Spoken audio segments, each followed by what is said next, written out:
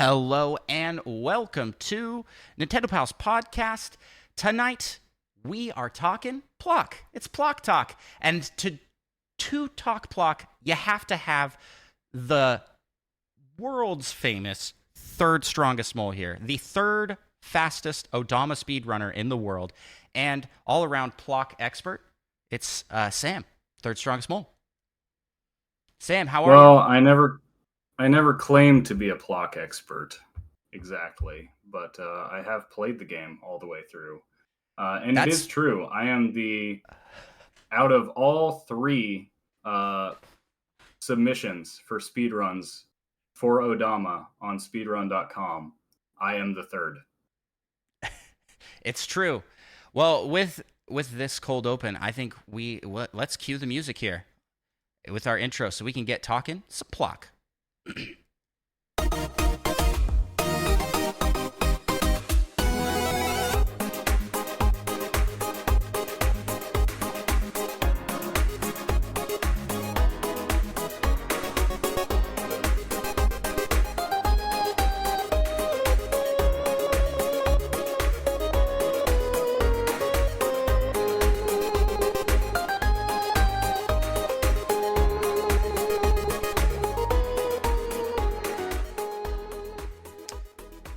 Greetings, fellow Nintendo pals. It's me, it's Andros, and I am also joined by ThirdStrongestMole, as we talked about in the cold open here. We are going to be talking about, it's PLOKtober. It's PLOKtober, so we got to do some more PLOK talk. This game I have here for the video viewers, this obscure game from the 90s, Super Nintendo platformer, it's a weird one. It's a weird one for sure, but I kind of digress here. I just jumping right on into it. Sam, can you talk about your history with this game? And maybe I should introduce Sam by his actual podcast title, which is one of the hosts of Retro Logic, one of the greatest shows on the internet, talking retro games, and You're somewhat of an expert in obscure and weird games yourself, I would say. It's something I try to do with content. I think particularly because it can be hard to stand out, but also just because if I think about the kind of content I want to see, it's finding out about games I didn't know about before. Not to say that there's nothing else to say about Super Mario Bros., but I think it gets my attention when somebody's talking about a game that is new to me. That's a lot of really there's a lot of different approaches to retro games, and Retro Logic's about all of them really. But I do find that my sort of angle I come at it from is I've always enjoyed discovering old games that are new to me. And so PLOK is an odd case because it was a rental back in the day, probably more than once. I have some pretty distinct memories of it. One of which actually is that PLOK was in the player's guide for Mario Paint. I remember having that player's guide. I would look at guides a lot because my parents regulated how long I was allowed to play. So I would look at guides and stuff when I wasn't allowed to play games anymore. But yeah, that's something I remember. There's a whole little pixel map. So even if you're not good at art at all, you can just count the squares where every pixel goes and draw a PLOK. They even dedicate 2 pages, I think, to PLOK. They give you a couple frames to do a walking animation for PLOK and a jumping animation for a flea, and show a picture of him with a PLOK style background as well.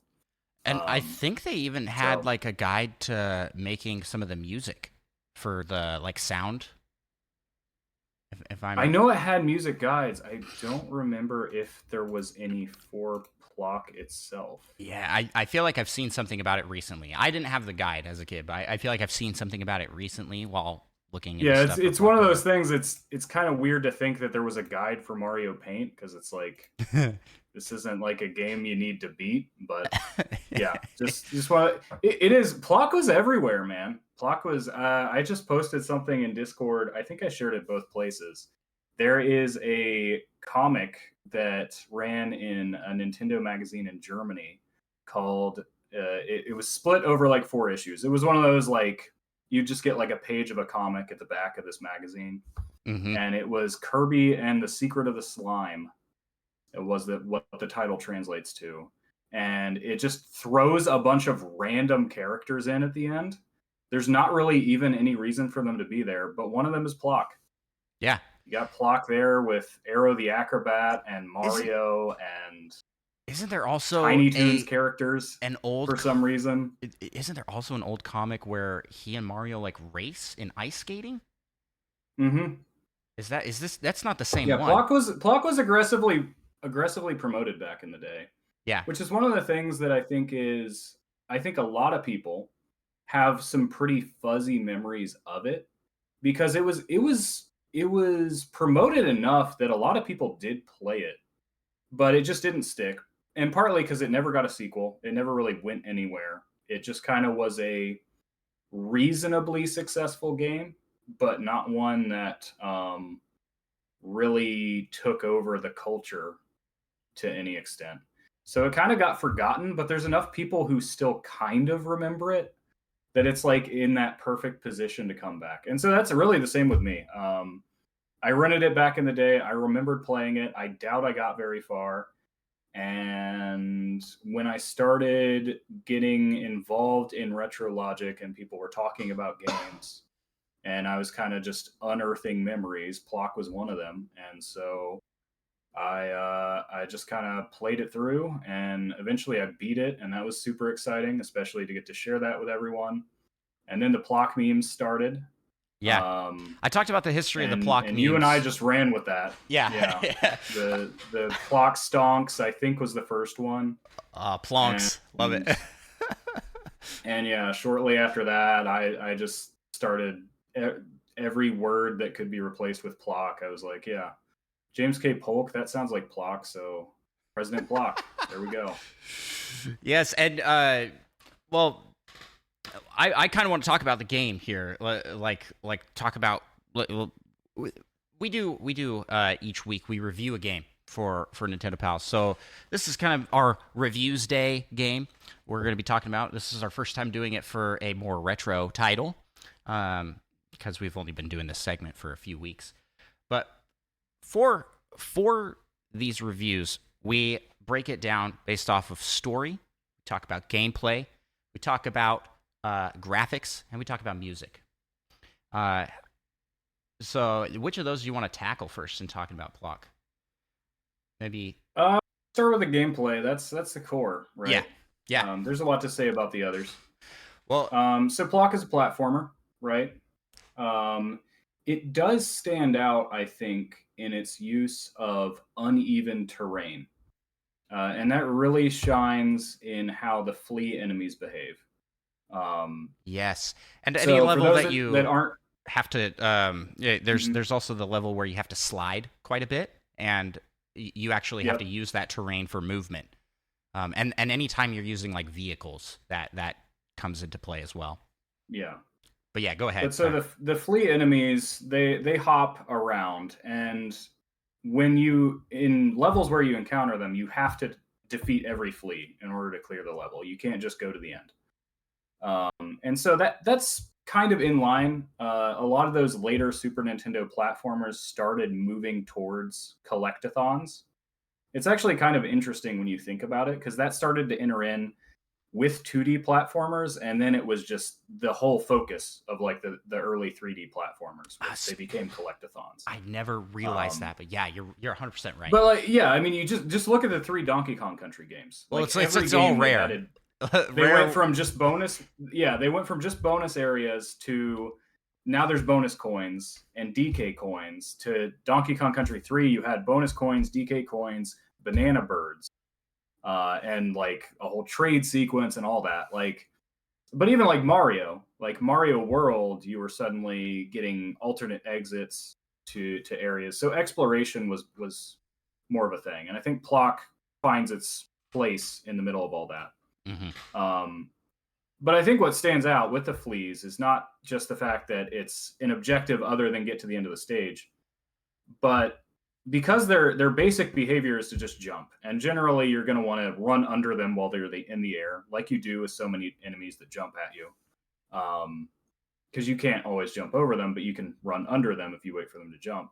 And that would be really boring if not for the fact that in every PLOK stage, there are so many hills and little dips in the ground, and just like there are no smooth surfaces in PLOK, really. Mm-hmm. Yeah, I don't think there ever are. Like there's never like a flat line of ground just about anywhere. And that really changes that dynamic, because sometimes the flea is going to jump at you from higher than you are or from lower, and you have to sort of figure out, or they'll be in the water. As everybody knows that plays a certain level, they will go where you can't go. That's the and worst. You have to wait for them to jump back out. It's so terrible. And speaking of like the jumping and such, PLOK's movement is unique as well, in that he has two forms of jump. In that he has just like the basic hop, kind of comparable to like a Mario jump, a little smaller than a Mario jump. And then he has almost a Sonic super jump for getting to higher it spots. jumps higher, but you cannot attack while jumping with that. Unless you're using the amulet, which is a thing you might not even realize you can do. No, a lot of people don't realize. I've been watching some reviews for PLOK, and a lot of people don't even know that mechanic exists because it's not really explained. In the game, it's never explained. In game, PLOK just says something about turning shells into PLOK power. It's up to you to mash L and R and figure out how that works. Yeah. And even if you did that, you might not realize it's connected to the super jump. It basically turns the super jump into an attack. So you'll actually do contact damage to enemies while super jumping. He literally turns into a buzzsaw. The super during that jump time, but the super it only jump lasts also, so long based on how many shells you consume. Right. So. The super jump also has a certain level of control with how fast you fall. You can actually hit down on the D-pad to make the super jump shorter. So there's a lot of control with this bigger jump. And then in addition to that, PLOK is, I think, most famously known for his floating arms and legs that are thrown like boomerangs. They go out, they'll damage enemies. If they hit an enemy, they insta come back to PLOK. But if they miss, they come back boomerang style, so they can actually hit enemies on the way back. You throw too many of those limbs, and you sort of lose control of PLOK. He doesn't have his feet, so he can't walk. He hops. Oh yeah, it becomes more difficult. So if PLOK does not have feet, he is forced to bounce, and so that can be difficult for people to understand too.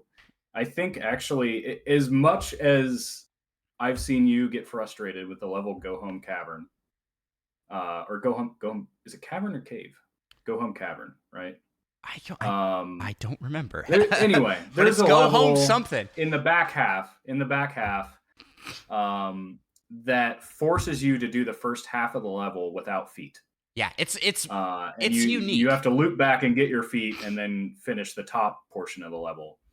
And I think what the game might have needed was a level like that, but easier earlier in the game, to kind of, because the game has a lot of interesting things that I think are introduced too late, and at a point when particularly since there are no saves, at a point when most people are just trying to gun it for the end. They don't want to learn new things. And I'm, to be fair, I'm critical of many other games when they do this. When you introduce new mechanics too late, or especially when it's like the final boss and it just has nothing to do with the skills you mastered the rest of the game.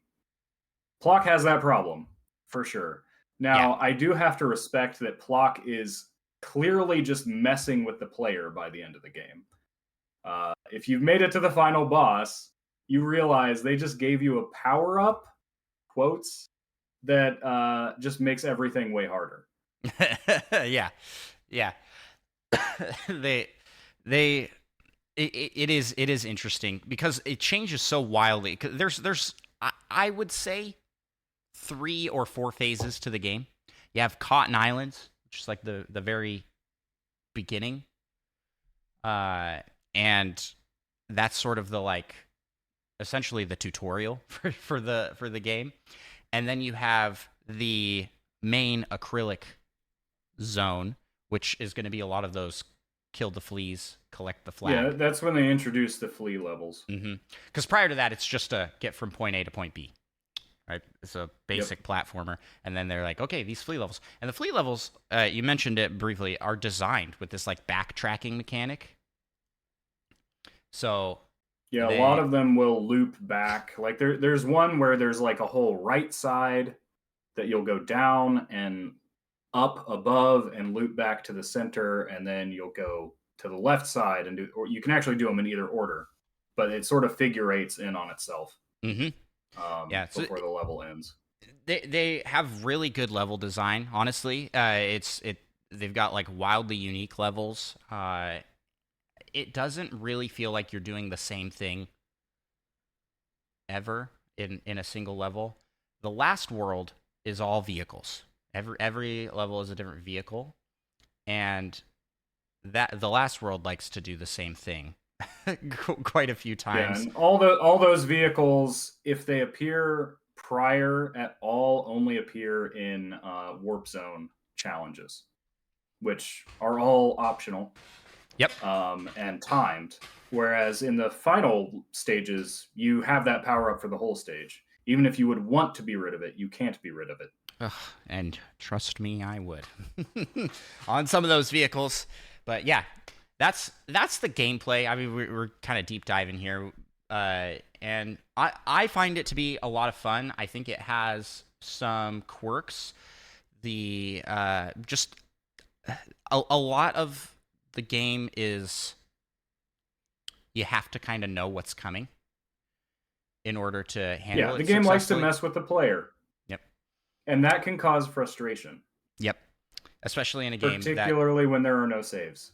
Especially when there's no saves and the continue system is a little wonky. So let's move on to gameplay here and talk story. It's pretty light, I would say. I think the player manual says that PLOK's whole personality is he loves flags and hates fleas, which, you know, very relatable. Who doesn't, yeah, you know? Exactly.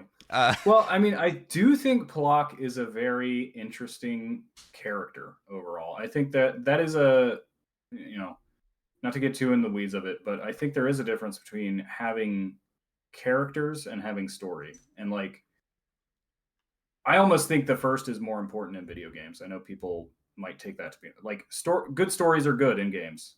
Bad stories are not. Like that's really all my opinion is, I guess. But I would rather have no story than a bad story, right? So I think bare bones is fine, especially for the time. And I don't necessarily feel a need for PLOK lore. You know, I know everybody's into everything needs more lore. No, I just want more of PLOK. It services the gameplay well, and I'd say it has more of a plot and an interest and story elements than, say, like Mario Bros. Or even Super Mario World at the time. I mean, there's the whole deal that there's the Legacy Island, which is a flashback. You play as PLOK's grandpappy, and you find out you fight the first boss again, except there's a third one. There's a third Bobbins brother. And so that just raises the question immediately, what happened to him in the meantime? Did you kill him? Die? Did Grandpappy kill him? Like, he's nowhere to be found in the present day. And I don't know if this is actually true, but when Grandpappy digs up the like head, is that Rocky fella? Yeah, there's something in the manual about Rocky fella. So he's like the spirit of the island. So it seems to be that he can sort of like manifest himself anywhere that is connected to the island. Because like anywhere there's earth, he can just like pop a head up. Because there's little ones that show up in earlier levels too. So they're all the So same? Is that what they're they're or implying? they're all part of like a collective hive mind or something. I don't know. Well, I think that it's fun. I love the flashback sequence with Grandpappy Plok, and then it comes back to the future, and you see Plok is basically trying to clear the island of an infestation of fleas that are coming from this flea pit. I think it's heavily implied that the fleas are actually From like space. aliens. Yeah. So it's it services what you're doing with the game. So story aside, let's talk graphics. I think that this game is gorgeous. I have heard some people talk about it as being unpleasant because it's a little in your face. It's a little too bright and colorful. It's bright. I mean, it's loud. Plok is yellow and red, for crying out loud. Like that's a bit of a clash of colors. Yeah, they really go hard with the brightness, and you especially see it when you come out of the flashback world, and you're suddenly back in Plok's regular time because the flashback world's all in like sepia and kind of old timey camera, which I love that whole aesthetic. It plays this kind of old timey music. It's like an old film, and then flashback, and you're like, "Whoa, my eyes!" as you're brought back to the colored world. And yeah, there's really bright, colorful places. Then you have the dark, creepy caves. It's very vibrant. Everything is very vibrant and colorful. And Plok as a character, all the things enemy I design. find one of the things I find interesting about the graphics, because I've played this on my Super Inti, the analog system, so it's got like different filters and things. I'm not a fan of pixel smoothing normally, but it actually looks really good on Plok. I think Really, because I could see that. there are so many lines that are supposed to be curved lines, and so smoothing the pixels actually works there.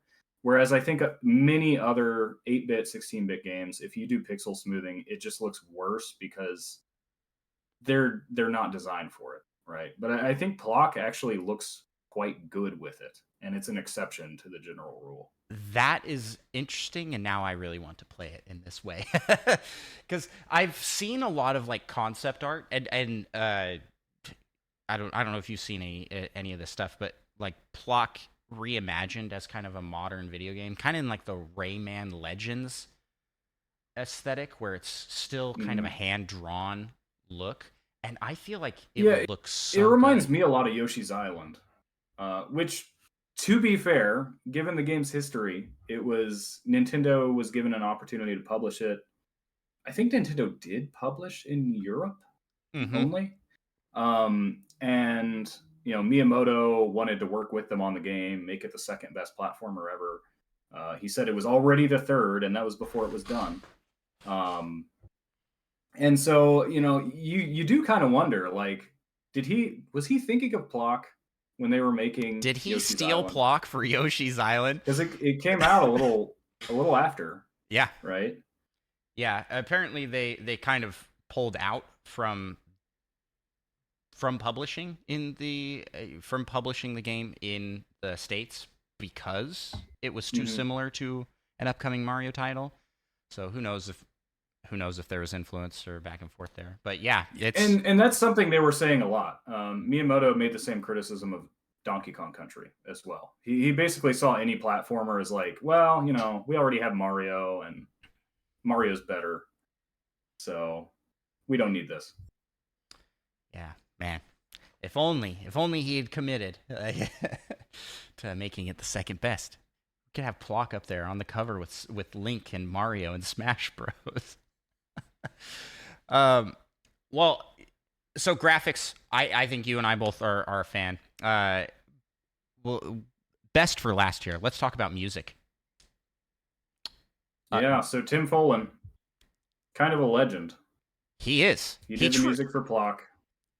Tim Follin is the legend of making amazing video game soundtracks that go super duper hard for games that you've never heard of or would not expect. Like Pictionary on the NES, man. Pictionary. If you don't believe me, give it a listen. Give it a listen. Pictionary on the NES it's a jam. It goes so hard. It's all the more hilarious because it does. It's like, wait, this is Pictionary. PLOK is no exception to Tim Follin's magic, and I think probably one of his peak works because it's using the Super Nintendo soundbite. It was so good that Miyamoto had the cartridge checked because he didn't specifically believe. I think the harmonica sound on the title screen was like, how in the world did you make this sound? It sounds so much like a harmonica. Yep.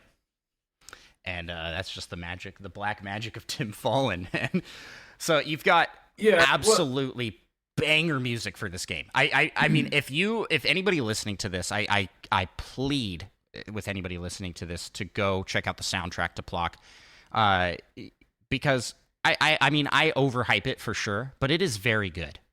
It is very good. It's one of my favorite soundtracks. Yeah, Tim definitely.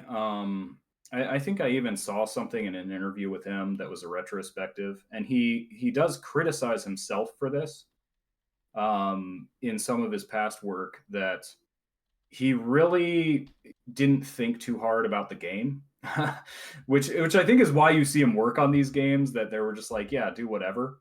They just kind of gave him carte blanche to do what he wanted. Like he was really just interested in like, how can I push this hardware to its limit? Mm-hmm. How can I, push my creative composition to its limit with this hardware? And he was really good at doing that. But you see, you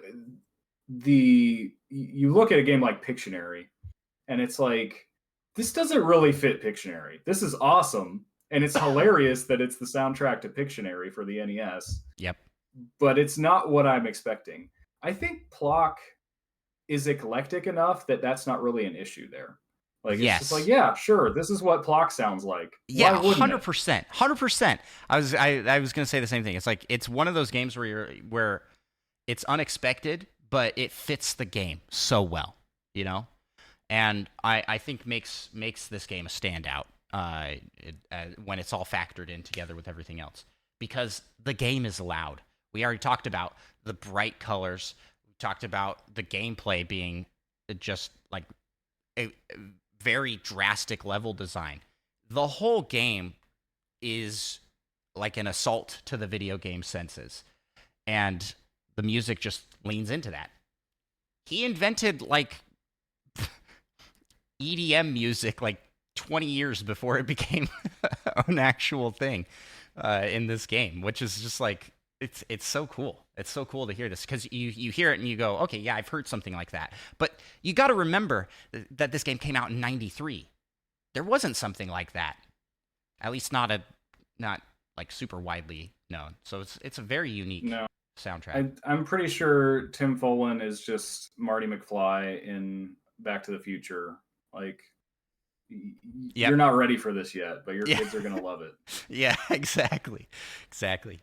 Well, so Sam, with all of this being said, to kind of wrap up our review here, we do give games a score, and I don't know if do you have a score in mind that you would give PLOK on a 10 scale? PLOK out of 100. Out of 100, what would you give it? PLOK out of 100? PLOK. Yep. A PLOK. I'm glad that I have you on instead of Micah, because he would come in here and be like, "Oh, he would be giving this a bad score."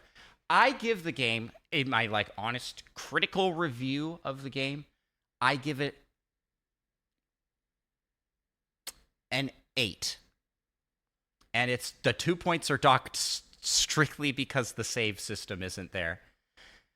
If he had more checkpoints and more saves, and this is where because I kind of balk at giving numerical scores too much, unless I know what other people's comparison is. Because I do find that stuff like that is interesting, but also it kind of annoys me when somebody will dock 2 points just for one issue. And it's maybe that's not an issue to everybody, And like, if you read This actual one I reviews, think you is can an figure issue that to out. everybody. I think not having saves in Plock is a detriment to the game because you miss out on so much of the game. Like end game, most people are never going to see. But yeah, I totally understand the qualms with the numerical scoring. Yeah, The other but I things, mean, I suppose an 8 is fair. It's, but I don't want to be that, give an 8 out of 10 to everything either. So yeah. Um, I think what I'm trying to convey with the 8 out of 10 here is that this game is great. It is imperfect, but it is great. And it's one I think everybody So should check out. here's the way I think more people should approach reviews. You did say everybody should check it out. It's like, who would you recommend it to? Who is this game for? Is this a This, must play? Is yeah, this that's a good suggestion. So who would I recommend play this game?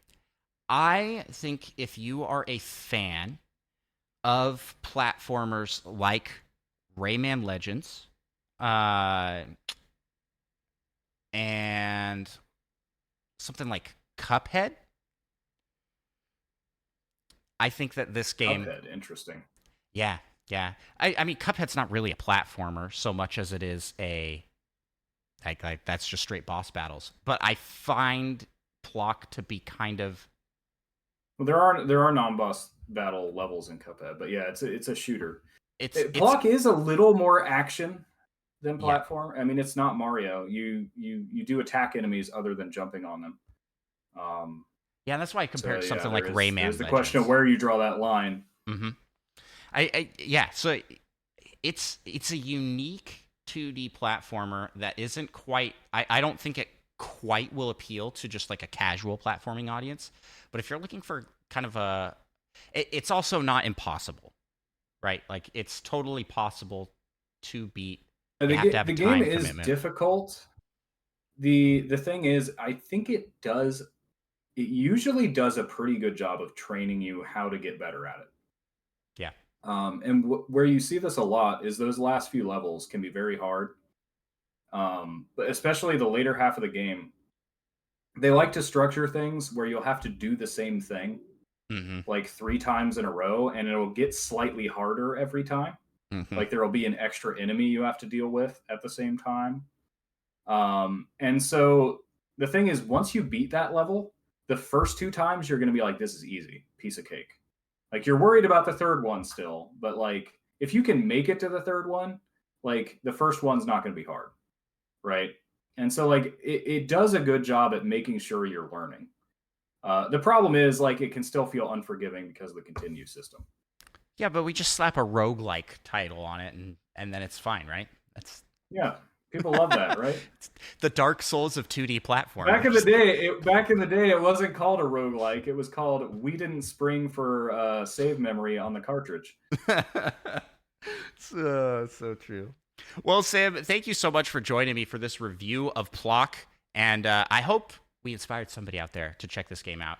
It is unfortunate that there's not a easy way to get and play this game. It is only It's not available. an expensive game. It is only available. It's for original hardware or on original cartridge. I guess you can original play that hardware with. only. Yeah, but So you can pick up a cartridge for like $20 loose. Yep. So everybody, check it out. Check it out if it's interesting. Super Nintendos aren't that expensive either. Like it's far beyond the. It isn't Earthbound, and Earthbound's accessible other ways. Yes, it's true, and hopefully Plock will be soon too. Well, Sam, as we close out here, I would like to give you a chance to plug your stuff. Where can people find you on the interwebs? Yeah, so Retro Logic is the podcast. It's all about retro games. We have a Discord as well. Just look that up. A lot of our community members of our Discord hang out in Nintendo Pals as well. A lot of cross pollination, especially for Plocktober. I've been double posting Plock memes in both channels on both servers. Much appreciated. You can also check out our website. We have a website. There's links to all kinds of good stuff, as well as 2 other associated podcasts. That is Film Logic and Retro Groove. They're about movies and music. Also, an emphasis on the retro, but not specifically always retro. And all kinds of content there, as well as the blog. I do most of the writing for the blog. We do a mix of things. I do reviews from time to time. I do opinion type pieces, but one of my pet projects is something called Games from Across the Multiverse, where I do retrospectives on games that do not exist. The most recent of these was actually a Ploktober special about an alternate timeline where everybody loves Plok and world peace is achieved because of that. So I highly recommend everybody read the article. A little bit crazy when I wrote that, but it had to be done. It was Ploktober. It came to me in a dream. So it's so good. And I super recommend the blog. I recommend RetroLogic podcast. Everybody should go check it out. Sam. So the website fantastic. Is retrologic.games. That is the domain name. Retrologic.games. Not .com, .games. Perfect. I also have a YouTube channel, ThirdStrongestMole. That's where I put all my videos up. Lately, it's Mega Man Battle Network. Playing through the entire series. I'm over halfway through it. You can also find archived old live stream Let's Plays, the Mother Trilogy, and a couple oddball things, some other miscellaneous retro games, stuff like Odama, stuff like Avenging Spirit that isn't often highlighted. So, yeah, check that out if you like that stuff.